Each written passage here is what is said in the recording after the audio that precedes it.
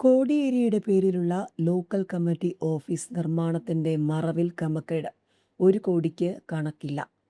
കോടിയേരി ബാലകൃഷ്ണന്റെ സ്മരണയ്ക്കായി CPM local committee ഓഫീസിന് ആസ്ഥാന മന്ദിരമുണ്ടാക്കാൻ നടത്തിയ ധനസമാഹരണത്തിന്റെ മറവിൽ നടന്നത് ലക്ഷങ്ങളുടെ ക്രമക്കേട്. 1 കോടിയോളം രൂപയ്ക്ക് കണക്കില്ലെന്ന പരാതിയാണ് 2 വർഷമായി നേതൃത്വത്തിന് മുന്നിലുള്ളത്.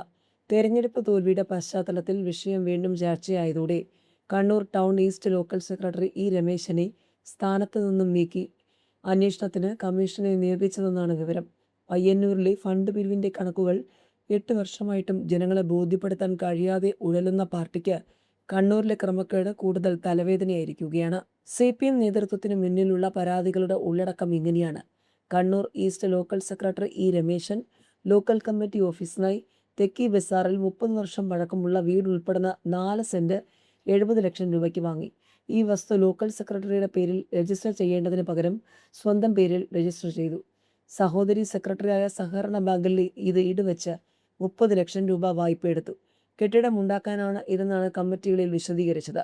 20 ലക്ഷം രൂപ പാർട്ടി അംഗങ്ങൾ ഉൾപ്പെടെയുള്ളവരിൽ നിന്നും സഹകരണ സംഘം ജീവനക്കാരിൽ നിന്നും പലിശ വാഗ്ദാനം ചെയ്തു വാങ്ങി. പിന്നീട് കാഴ്ച എന്ന പേരിൽ വ്യാപാര പ്രദർശനം നടത്തി. ഇതിനു പുറമെ 500 രൂപയുടെ കൂപ്പൺ അടിച്ച് ലോട്ടറി മാതൃകയിൽ കാർ 1ാം സമ്മാനം വാഗ്ദാനം നൽകി പിരിവ് നടത്തി.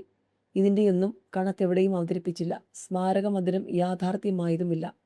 ആരോപണ വിധേയനായ ലോക്കൽ സെക്രട്ടറിയുടെ അളിയനായ ഏരിയ സെക്രട്ടറി ഇതിനെല്ലാം കൂട്ടുനിന്നെന്നാണ് പരാതി. 2 വർഷമായി ഇത് സംബന്ധിച്ച പരാതികൾ പാർട്ടിക്ക് മുന്നിലുണ്ടെങ്കിലും പരിഗണിച്ചില്ല. തെരഞ്ഞെടുപ്പ് തോൽവിയുടെ പശ്ചാത്തലത്തിൽ ചേർന്ന ബ്രാഞ്ച് ലോക്കൽ കമ്മിറ്റി യോഗങ്ങളിൽ വീണ്ടും വിഷയം ചർച്ചയായതോടെയാണ് ഗത്യന്തരമില്ലാതെ നടപടിയിലേക്ക് നീങ്ങിയതെന്നാണ് വിവരം. എല്ലാം പാർട്ടി നേതൃത്വത്തിന്റെ അറിവോടെയാണെന്നാണ് ചെയ്തതെന്നാണ് ലോക്കൽ സെക്രട്ടറിയുടെ വിശദീകരണം. കേരളത്തിലെ സമാനതകളില്ലാത്ത തോൽവിയെക്കുറിച്ചുള്ള CPM കേന്ദ്ര കമ്മിറ്റി അംഗീകരിച്ച രേഖ ഇപ്പോൾ പൊതുസമക്ഷമുണ്ട്. പാർട്ടി വെബ്സൈറ്റിൽ ലഭ്യമാണ്. അതെടുത്ത് വായിക്കണം. 20 പേജേ ഉള്ളൂ. അതിൽ 10 പേജാണ് കേരളത്തെക്കുറിച്ച്. ഭരണത്തിലിരിക്കുന്ന ഒരു സർക്കാരും പാർട്ടിയും അതിദയനീയമായി തോറ്റുപോകാൻ ഇത്രയും കാരണങ്ങളോ എന്നോർത്ത് അന്തം വിട്ടുപോകും. അത്ര സ്വയം വിമർശനപരമാണ് രേഖ.